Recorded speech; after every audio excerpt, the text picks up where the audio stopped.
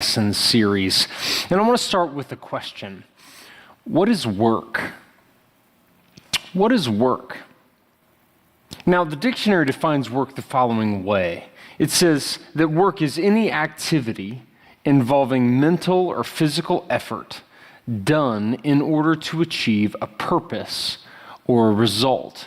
Now think about that. It's the combination of mental and physical effort done to achieve a purpose or a result. Now, the purpose or result in question could be any number of things, right? Think about it. Your purpose could be to make money, or to sell products, to win games, or to win souls.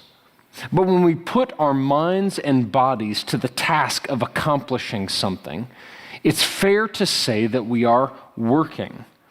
You see, to work is an important part of what it means to be human. Work has been here from the very beginning of human history, and God ordained it for us.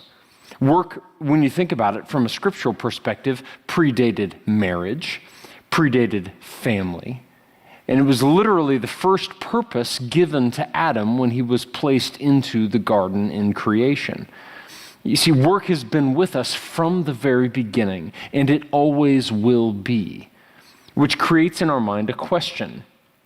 And that question is, why do we work? Why did God ordain for us to work? And the answer is, well, because God himself works. God worked in the creation of the universe. God works in his ongoing care of the world. God works in sustaining the creation that he created, and he worked in salvation. He worked out our salvation through the death and life of and resurrection of Jesus Christ. So Jesus works, God works. And interestingly, Jesus came not only to do his work on the cross, but also to do the work of ministry. And in Matthew chapter 4, we read about the launch of Jesus' public ministry in an area of Israel known as Galilee, which is the northern part or the northern section of Israel. Now, he had done some ministry before this moment, but Matthew uses Matthew chapter 4 and the launch of his Galilean ministry as a way of highlighting Jesus' public work and what that ministry work entailed.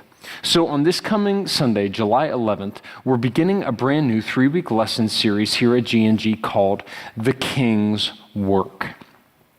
And this series, which is going to walk us through the second half of Matthew chapter 4, guys, I've just got to be honest, I'm really excited about it.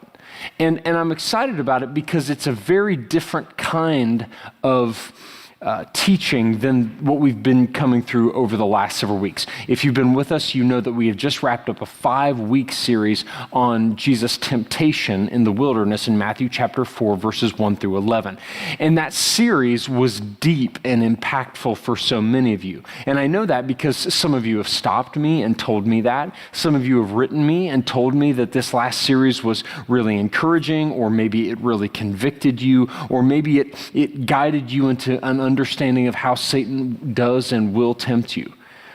This coming series, however, is going to be totally different, because in this section, Matthew gives us a glimpse into the life and into the ministry of Jesus. You might say that in this section of scripture that we're moving into, Matthew gives us Jesus' ministry in a nutshell, right? In other words, we see with deep insight into how Jesus did ministry and how he spent those next 3 years that came on the heels of his time in the wilderness with Satan. And when this series is done, we're going to be able to answer some really specific questions about Jesus' life.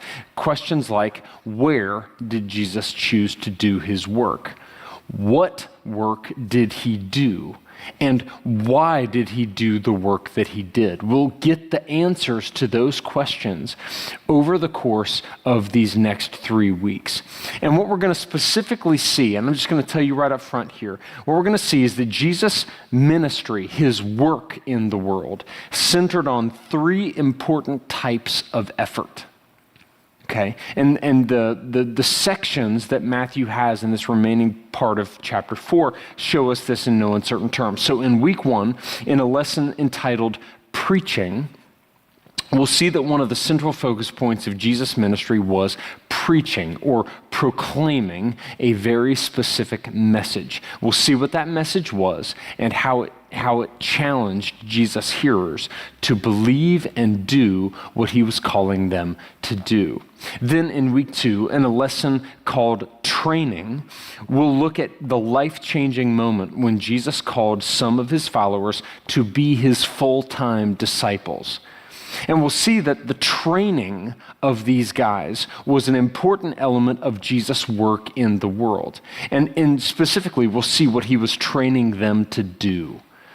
And I think this is going to be challenging for us. And then finally, in week 3, in a lesson entitled Healing, we'll examine the healing ministry of Jesus, which is highlighted in chapter 4. And we'll ask questions like, why was Jesus a healer? What was the purpose of his healing? And what impact did his healing ministry have on other people? And now, guys, I'm really excited about this series, not only because it will tell us so much about how Jesus worked and why he worked and where he worked and all that kind of stuff, but because the work of Jesus has a lot to say to us about how we are to work. You see, Jesus is an example to us in everything. And the way Jesus worked and how he worked and what kind of work he did says a lot to us as his followers about the kind of work and the way to work and the why to work in our own lives. You see, Jesus is meaning to be our example in the rest of chapter 4.